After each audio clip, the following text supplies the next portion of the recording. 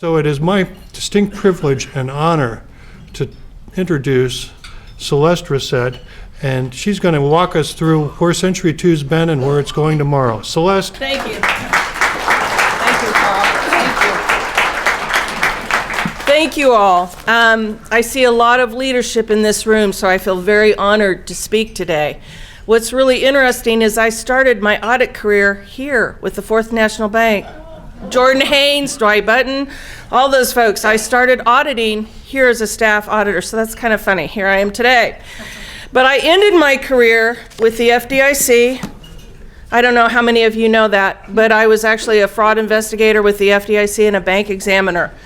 But anyway, a long career in the banking industry, finding a lot of fraud, watching money, data-driven, analyzing numbers. So you're dealing with someone who's data-driven, but I tried to make this colorful with lots of pictures.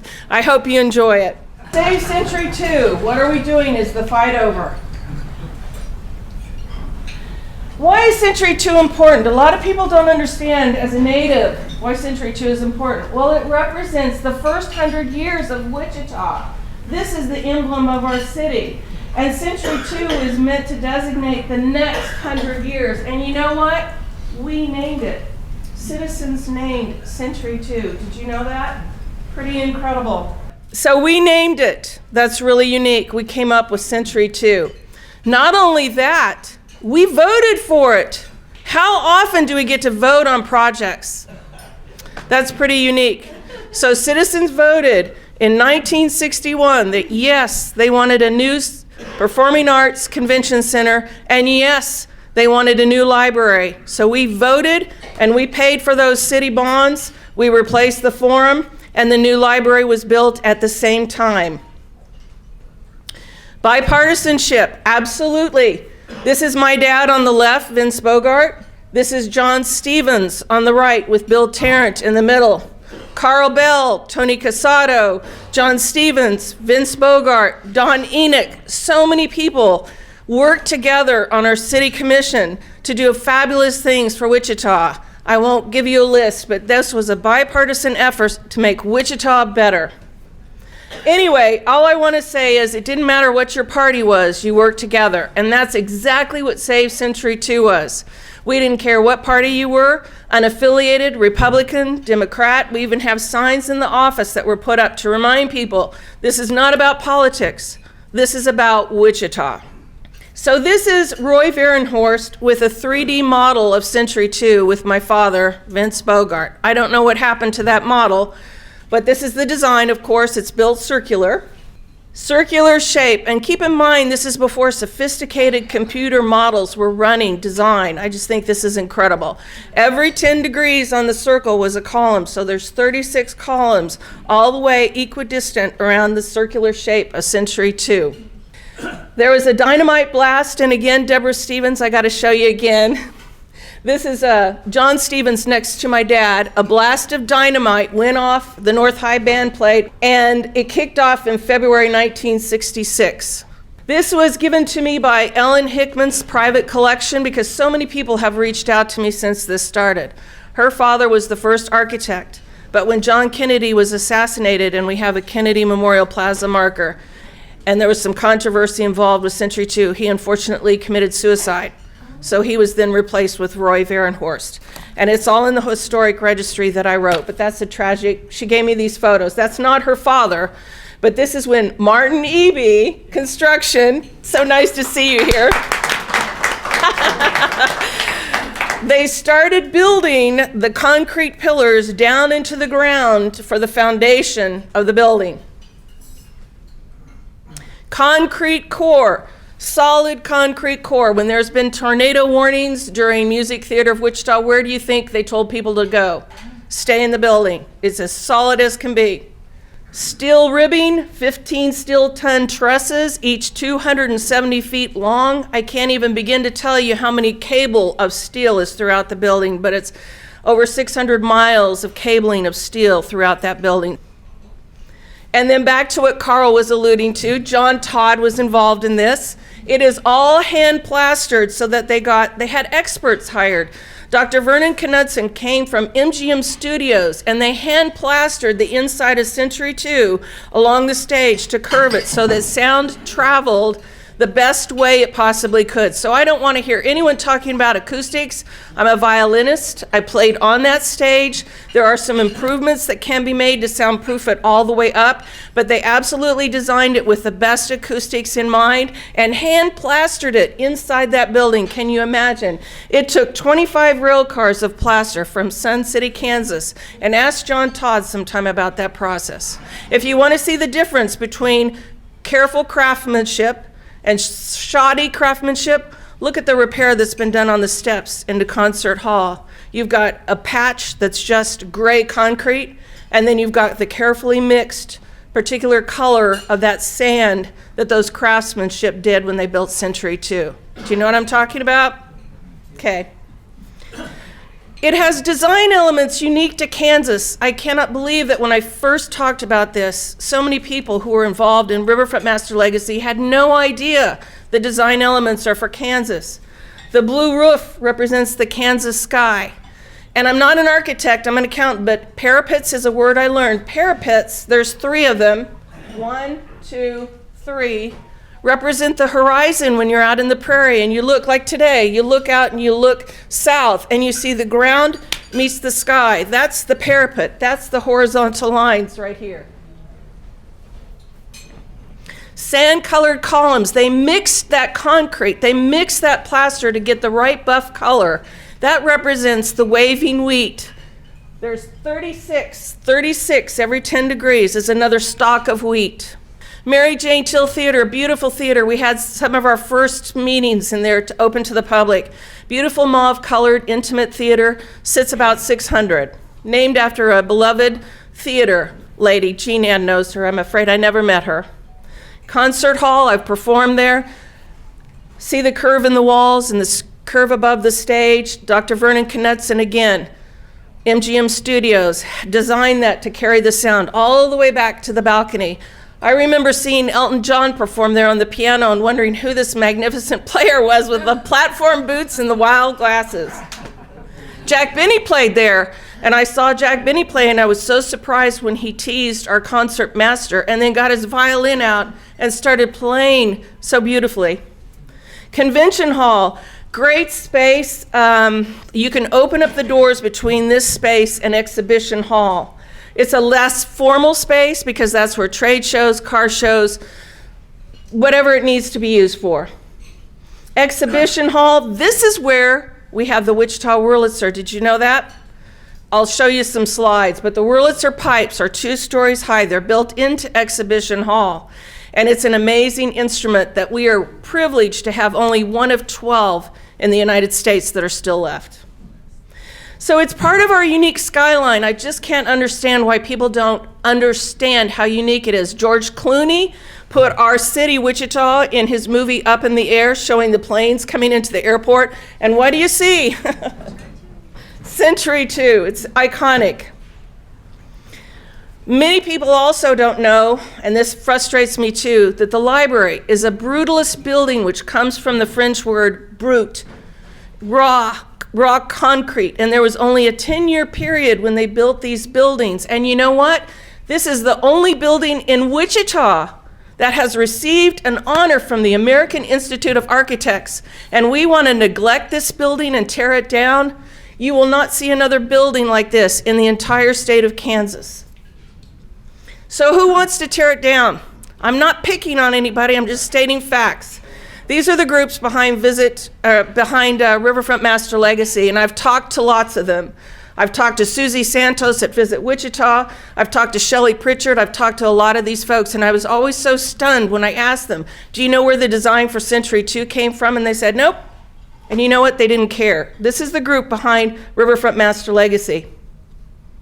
This was their plan. Remember this, the $1.2 billion we were going to swim in the Arkansas River? Really? I don't want to get Giardia. We were going to put a parking garage 2 stories down in the water table. I don't know if you saw these presentations, but it was immediately obvious that we had spent a lot of money for people to come from out of town and didn't know our city, didn't understand even the fact that this river, the Arkansas River, is down in that parking garage level. So I went to the first boathouse meeting in July 31st, 2019. I was so excited. My dad passed away in 2012. Joseph Stump wrote a great article in Active Aging about this. And I had some photographs from my dad's collection, including Century 2, the original brochure. And I was sitting there showing people my display, and a lady came up to me and she told me I had to leave, that I was hijacking the meeting. The meeting was upstairs in the boathouse. I was downstairs at an empty table with artifacts on the table in case anyone was interested about Century 2. She told me it was not a public meeting and I had no right to be there. Now, thank you to the Wichita Eagle, because actually Dion Leffler came down at the same time she was ordering me to leave and got her name and my name. Her name's kind of infamous, so I won't mention it here today. But she didn't know me. I didn't go around telling people, oh, you should know me, here's who I am. I'm not that kind of person. I'm quiet, I'm unassuming until you cross me. Wait, go back real quick. So what this lady, I won't say her name, didn't know is I grew up here. I went to OK Elementary, Hyde, Robinson, walked to school, graduated from KU, got my graduate degree at WSU. I worked in this bank building, I worked at Intrust.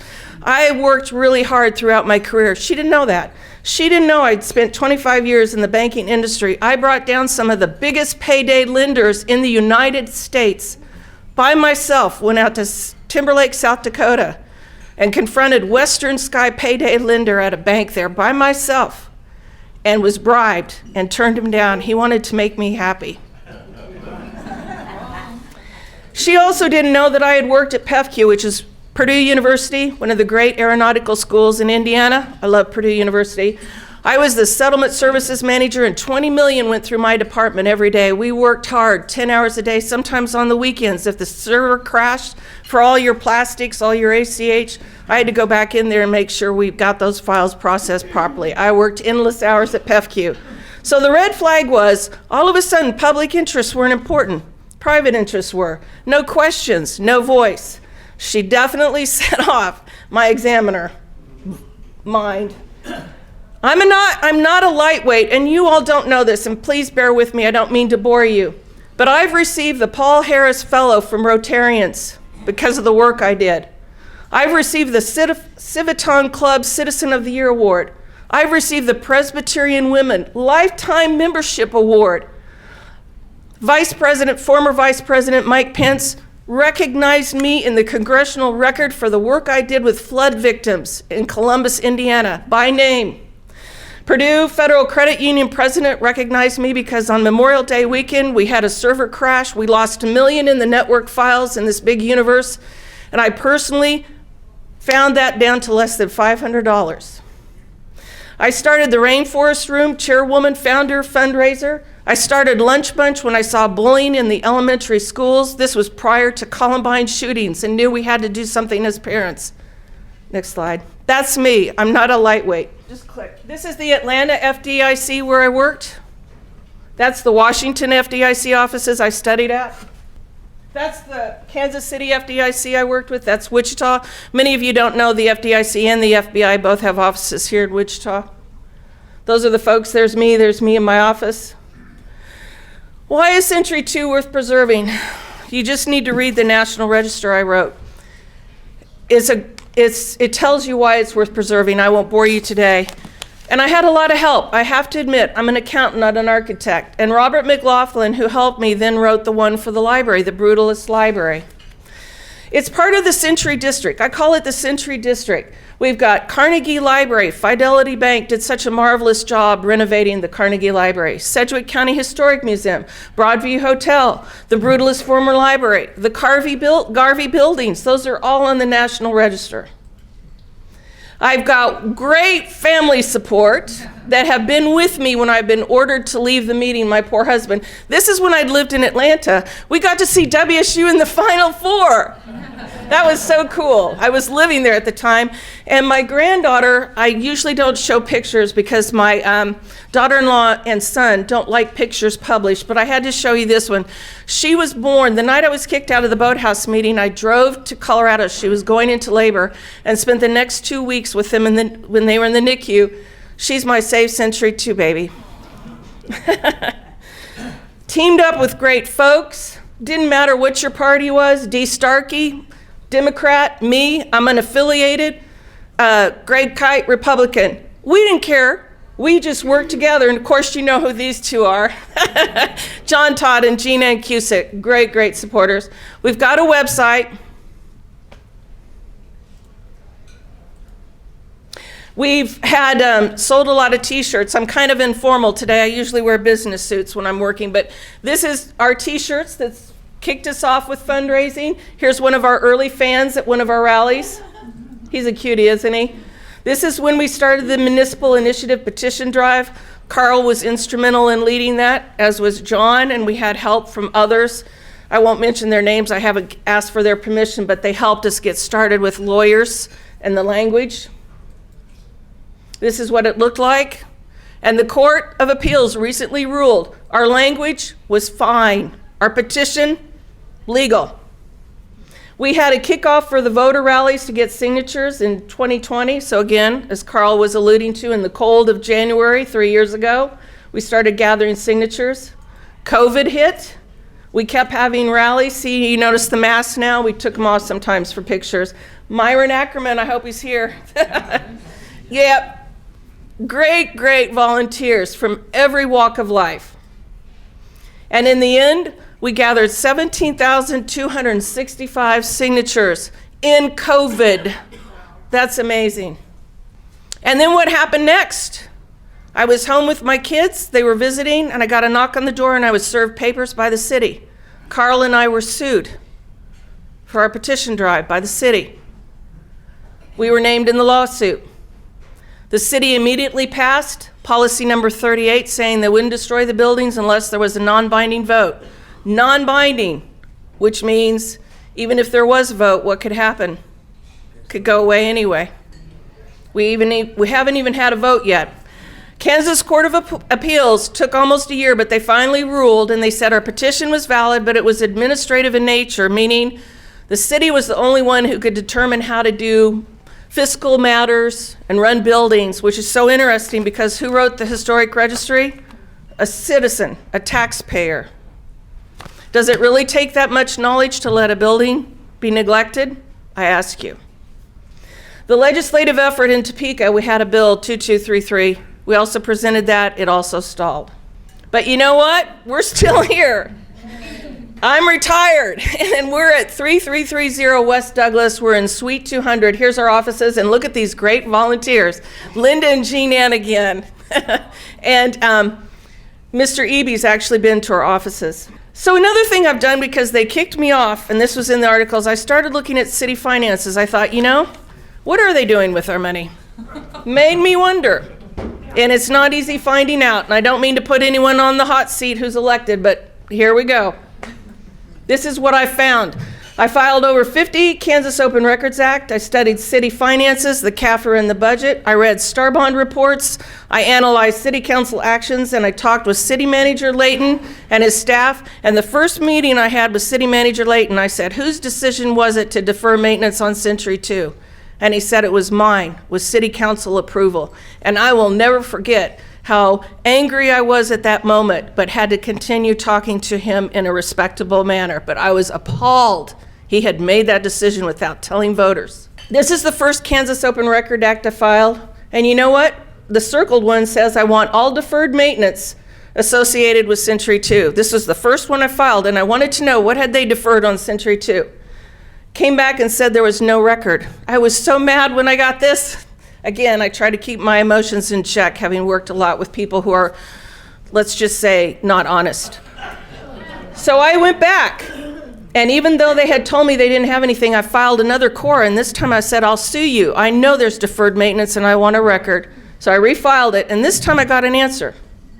And this time they told me, oh, well, it's not really a list, but we've got this report, and this report, and this report, and this report. And when I looked at these reports, I saw that the roof was rated poor, emergency lighting, there was none, and the total value of deferred maintenance in 2009 was $7.5 million. So for how many years had they let that building have deferred maintenance? Again, this gets me upset. I was appalled. Then I also asked when we got sued for correspondence about them suing us. And I had to pay a fee because they charge you with the core, and they delayed my request, and they came back and they said, well, we found some documents, but you can't have them. That happens a lot too. And even sometimes when I'm looking at financial statements, they're misleading. I'm going to show you examples because I don't make anything up. I try to be like I did with the FDIC and the FBI. My evidence, I have to be spot on, right? So this is a debt service schedule that's in the comprehensive annual financial records. And I looked at this and I saw, see the arrow?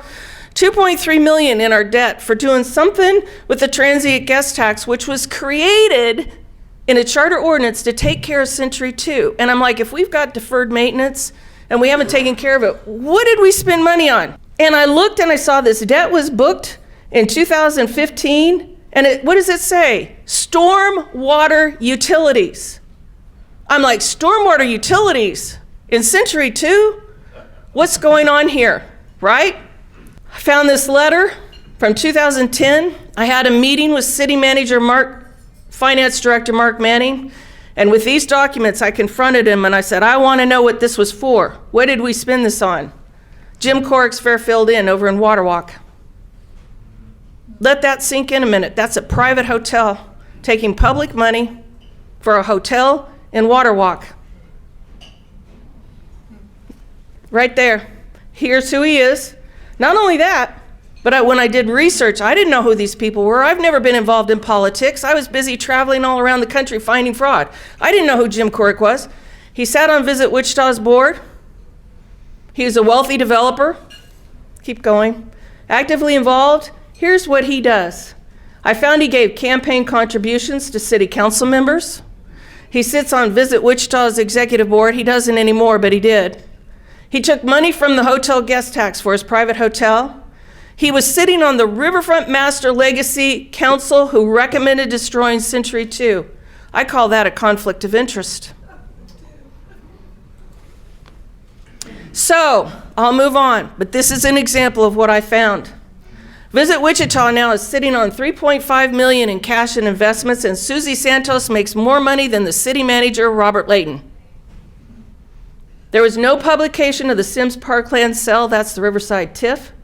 Century 2 and the former public library have been run down since 2009. I have the library assessment, I've got it in a Cora. It was also rated poor. It's also got deferred maintenance. It's called demolition by neglect. General ledger entries, I got general ledger entries, those were also mislabeled.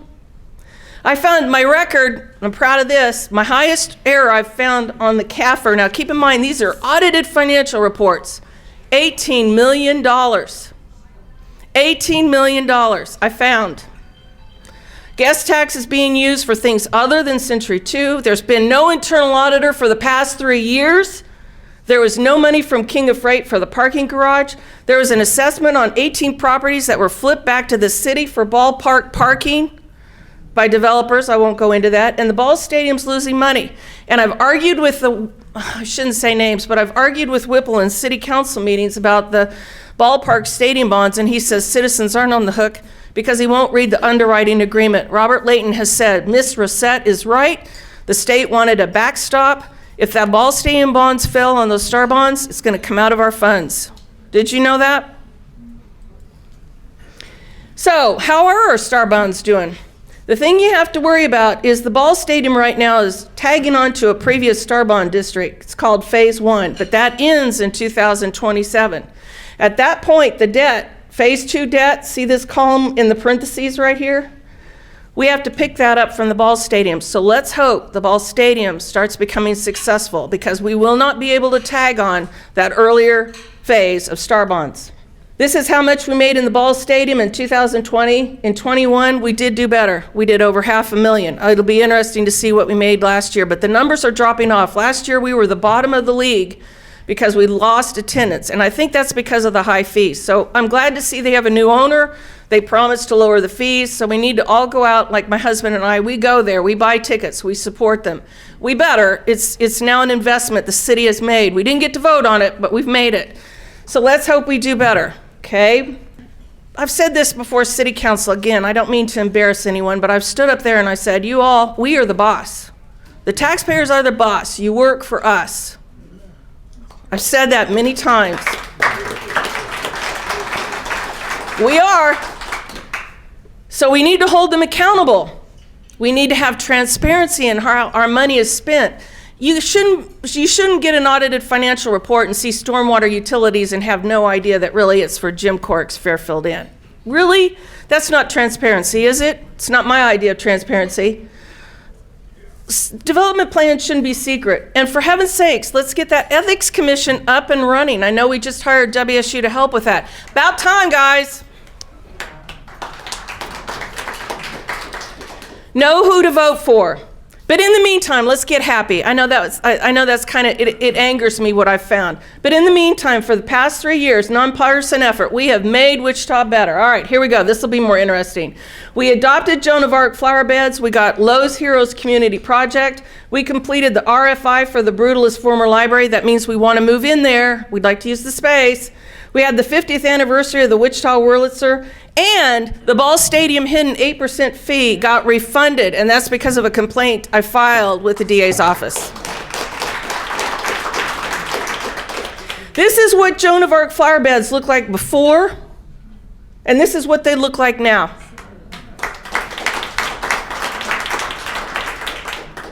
Why is Joan of Arc so important? Whipple was like, oh, I had no idea we had a Joan of Arc. I'll have to look at it sometime.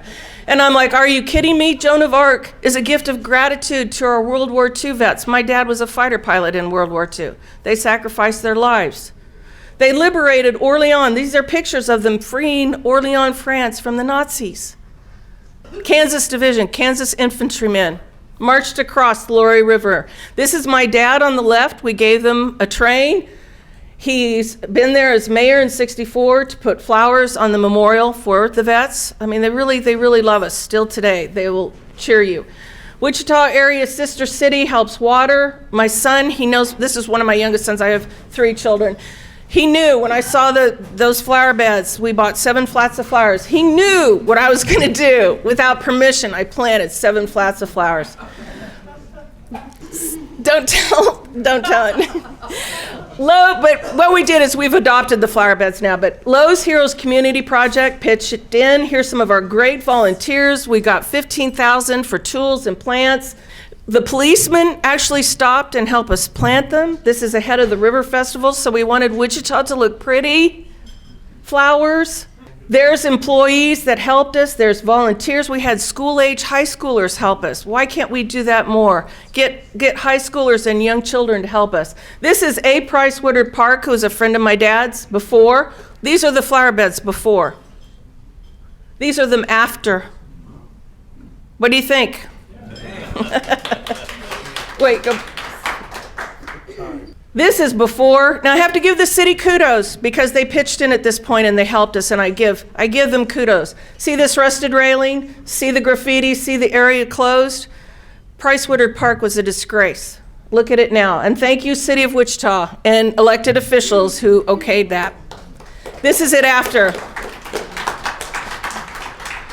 They turned the irrigation on. Troy Hauptman, Dave McGuire, Leanne Sachs, people with the city helped us. They helped us. And this is Lowe's employees on the left. Here we are with Wichita area sister city, and Carl, you're in here. All these people who helped us, we worked so hard. Treetop Nursery pitched in. We did this north flower bed off of Main and Douglas by the library. So it's huge now where we've landscaped, has grown because Treetop helped with flowers and mulch. This is outside Century too. So our effort bloomed this year. Then Civitan awarded me the award. I was very honored. They're a great group. They've been in Wichita a while. This is me in the library. Wichita Eagle photographer Travis did a great job. I love this photograph, but the inside of the library is so magnificent. We filled out the RFI. We hope to get in there. We had the 50th anniversary of the Wichita Wurlitzer, Sierra Scott and Brett Valiant. It was sold out. We had to shut down the ticket office. Yeah. Here's the crowd, silent auction. Big Business was the silent movie that Brett played to. There he is at the console. And of course, we had some great volunteers, Carl and Christina.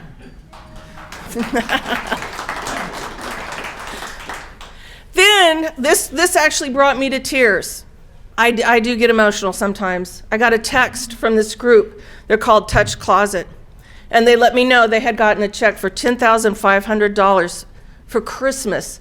They give clothes to kids that go to school that don't have anything. And she said, thank you so much for your effort to give this money to us, because it was my complaint that led to this refund from the Ball Stadium for that hidden development fee. And so the district attorney's office asked me to sign off on how they were going to distribute it. And I said, of course, going to charities, that's fine. And so it made 6 charities a Merry Christmas this year to get that money. But the library is still being broken into. These are recent pictures, still being trashed. 4 windows were broken. It's empty, right? We need to use that building. This is what the pictures look like of our flower beds we've planted, of the trash and everything. Feces, we scoop up feces. I won't show you those pictures. I know you're eating lunch. But so we're all about seek renovation, not demolition. If you're trying to figure out what to do with Century 2, who better to ask than us? We're not opposed to certain things. We just want to be part of the conversation. We want to have a dialogue. And we want to put this up to the voters to vote at August. Why not put it on the ballot in the August primary to let us vote on keeping both buildings or not? And I'll end with this picture by Richard Krausen with the Wichita Eagle. He gave me permission to use it. I love it. It's framed in our office. Century 2, I think it's central to Wichita. It absolutely is. We do a newsletter. Thank you to all who donated, volunteered, and cheered us on. I just got a thank you note handwritten in the office yesterday from a woman who said, thank you, Celeste, for all you're doing to make Wichita better. It just, people appreciate it, whether they can help us or not. That's who we are. You see our signs throughout Wichita. They're still there. 3-4 years later, we still have our signs out. And then the last slide is questions. There's the Facebook, there's my email, there's where we are. I'll open it up to questions. I know that was long, but thank you for your patience.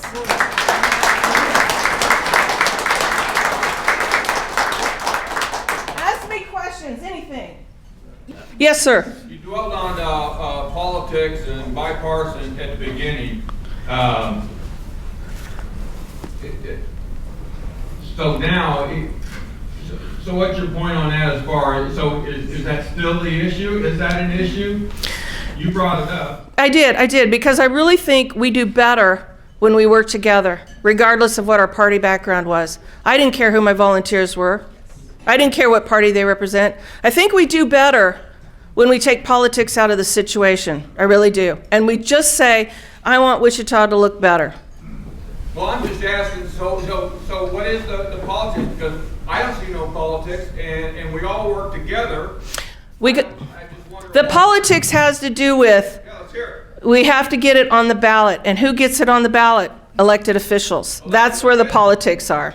Okay, so it's politics. That's enough. Next question. Thank you. Okay. Hi, Celeste. I just wanted to wear my t-shirt one more time.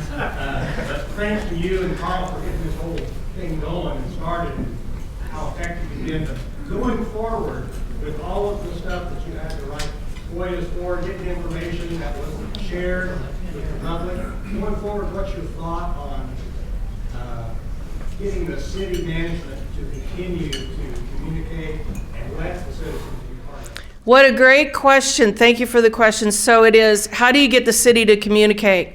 Well, first of all, like I was saying, the secret deals, when I went to that boathouse meeting and they told me to leave, I knew immediately my fraud red flag. This is a done deal. They've already talked behind the scenes. They've already got the parties involved. We're really not part of it. Citizens don't count. Let's make it a votable issue. Let's put it on the ballot. Let's have that non-binding vote they promised us and answer the question once for all. Also, let's be transparent about finances, for Pete's sake. If you can't read a report and know if we've spent money on our public buildings, like I couldn't look and tell what we had done for Century 2.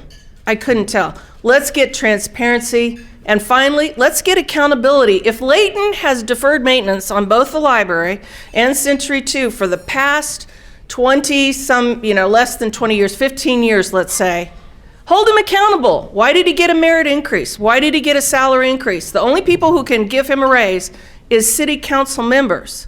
So if he's not doing his job, why is he getting a raise? That's my suggestions: transparency, accountability, and keep it out in the open. Last week, 18 million, 10 years, 5 million for the roof. Is Century 2 not safe? 5 million for the roof. Okay, so I say I'm cautiously optimistic because at one time, good question, Jason, there was $26 million in the CIP, the Capital Improvements Plan, to take care of Century 2. And you know what happened the next year? It disappeared. So the CIP, they can say, oh, we're going to do 20 million here, but do they really spend that money? It depends. It can disappear. So I'm cautiously optimistic because the roof is now peeling. It's deteriorated so much that when we garden, we pick up pieces of the roof, and I actually held a big piece up in City Council. We got to wait and see. I would say no, it's not saved. I think we need to have a vote in the August primary, and then we need to see money really going to fix it up. But good question. Thank you, Jason. Jim, you had a question? Follow the mic. Yeah, Aaron will have the mic. Yep. Jeff Kimball. Hey, thanks a lot, Celeste. I've appreciated the questions you've asked, during my time on council to do try to get you the answers.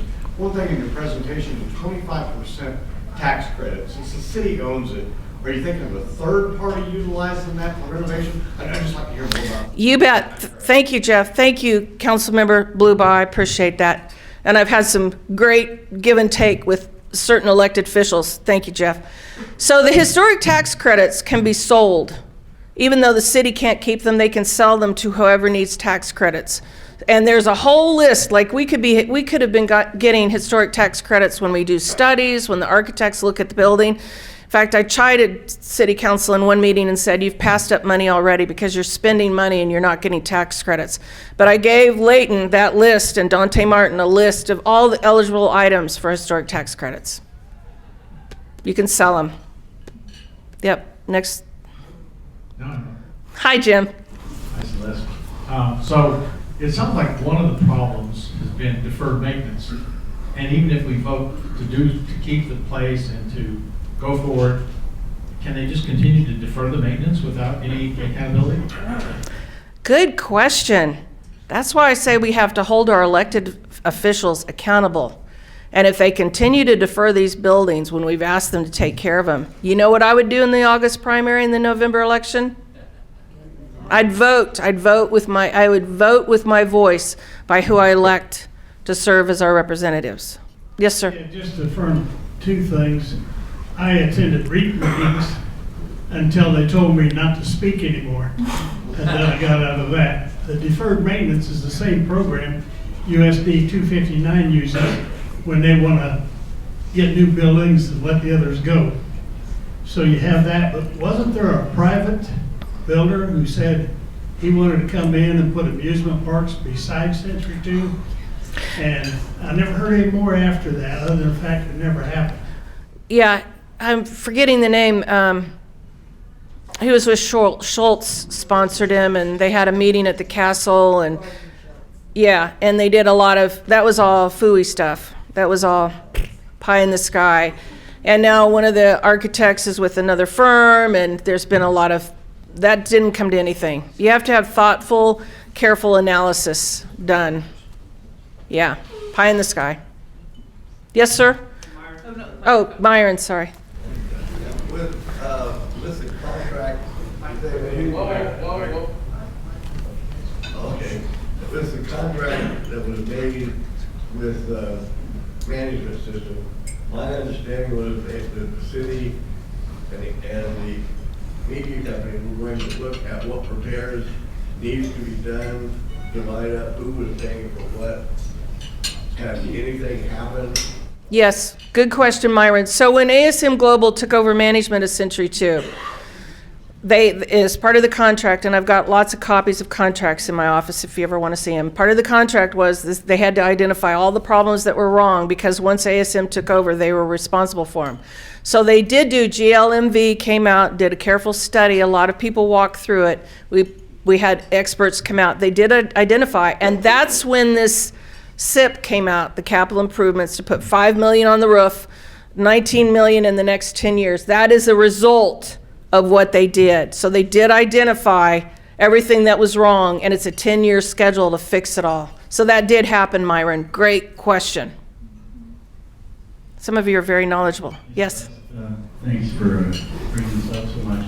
8 years ago when I ran for mayor, I was attending a debate.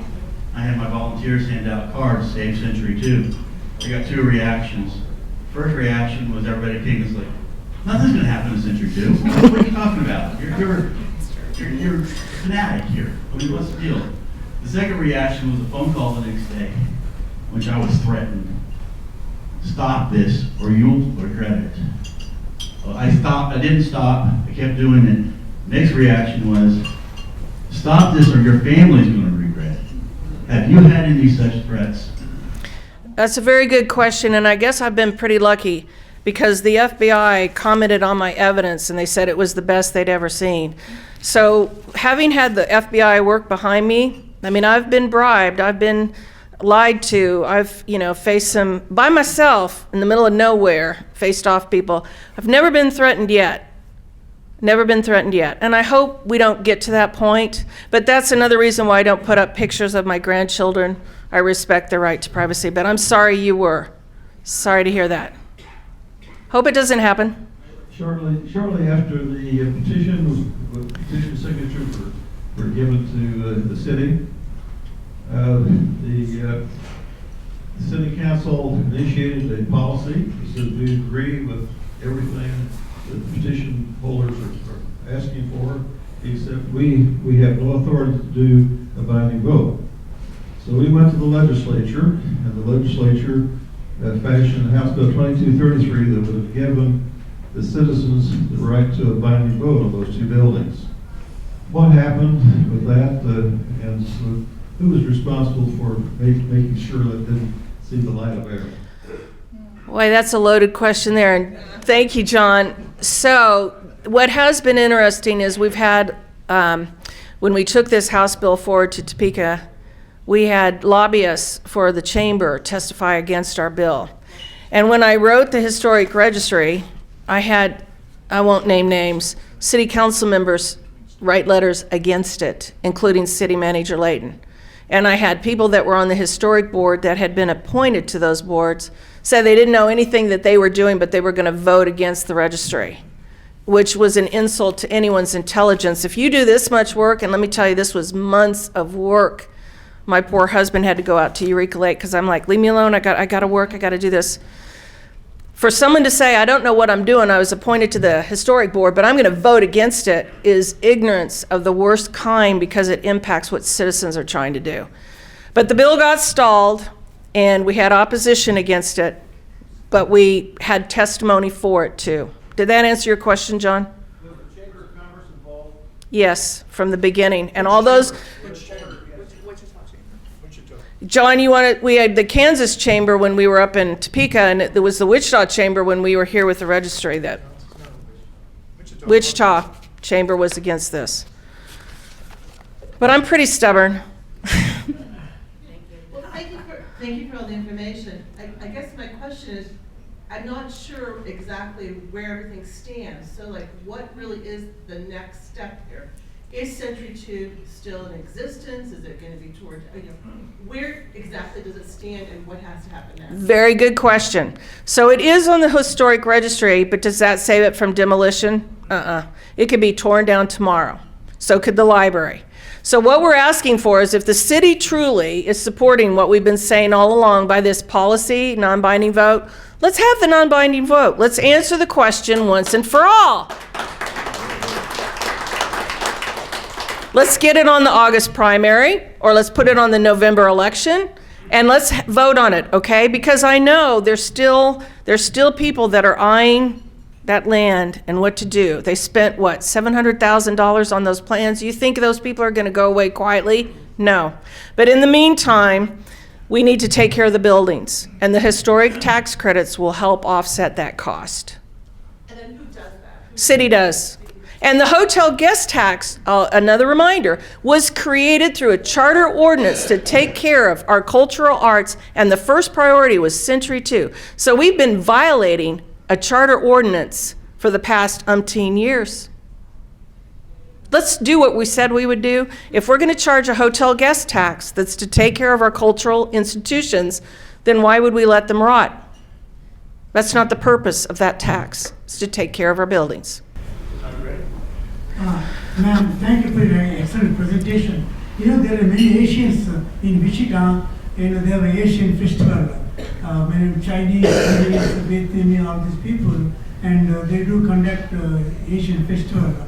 There is also what is called Diwali festival from India, and it's all done at Century 2. And I hope the building will be kept, not demolished. I agree with you. We should keep the building, not demolish it. And we should not demolish it by neglect either. Thank you. This group meets every week. Would it ever be possible for us to arrange a walkthrough tour for this group, perhaps at 1:30 on a Friday? Because the group would be together, we could go as a group, we could walk through both buildings. Yes. We could talk more in depth about it. Yep. If you all want to have a tour, John Hale is one of the directors at Century 2, and Bill Warren had his engineers. We went through there with Bill Warren's group to make sure sound bones, good building, blah, blah, blah. But you'll need to wear your walking shoes. It's 5 acres. And I got tired walking. So you need to let me know how far you think the group could go, and I'll talk to John Hale and set that up. I'd be glad to. We've also done walking tours. Yeah. I think you already answered. Bill Warren's still involved? Oh, absolutely. He supports us every month. Every month. He is an amazing person. And he has supported us from the get-go and provided experts to walk through the building with Century 2 folks to say, Martin Eby would appreciate this. The bones are solid. The building was well built, and it can last many more years. It needs Wi-Fi upgrade. It needs soundproofing where the walls go all the way up so sound doesn't carry. It needs some modernization. But Bill was the first one to give us resources and help us. Thank you for that question. Just got a check from him the other day. Yep, every month. He's a good guy. I met him here. I met him here. The first time we spoke, I don't know who you all were, right? Because I was traveling, Atlanta region, New York region, Kansas City. I mean, I would go all over the United States because once they knew I was a banking expert, they would send me to do IT exams of even third-party processors like Synovus. I mean, I did the heavy duty. It was really tough. So when I came here and we talked about the beginning of Say Century 2, you know, I met you all, some of you individually, I can call you by name, and here came this guy and he said, you know, I'm Bill Warren. I'm Bill Warren! And I gave him a big hug because he was one of our first supporters, but I didn't know who he was. Now I do. You all are a great group. Hi Celeste, how are you? Fine. Hey Jared, yep. First off, I've always commended you for the work you've done. You've done a stand-up job. The rumor is, and I'll try to keep my question focused, the rumor is you're going to announce a run for mayor next week. Number one, is that true?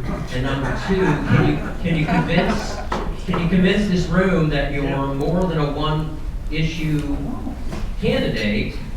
I mean, we have a terrible homeless problem in this town that needs to be taken care of, and more things need to be appropriated to. But number one, is that true? And can you convince this room that you're more than just a one-issue candidate?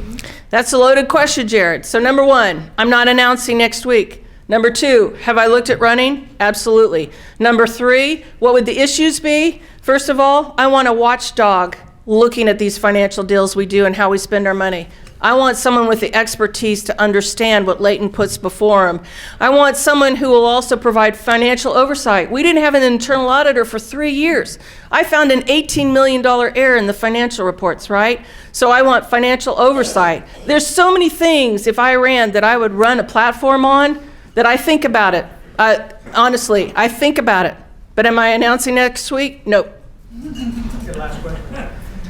I don't think you covered, what is the demand for the use of that Century 2?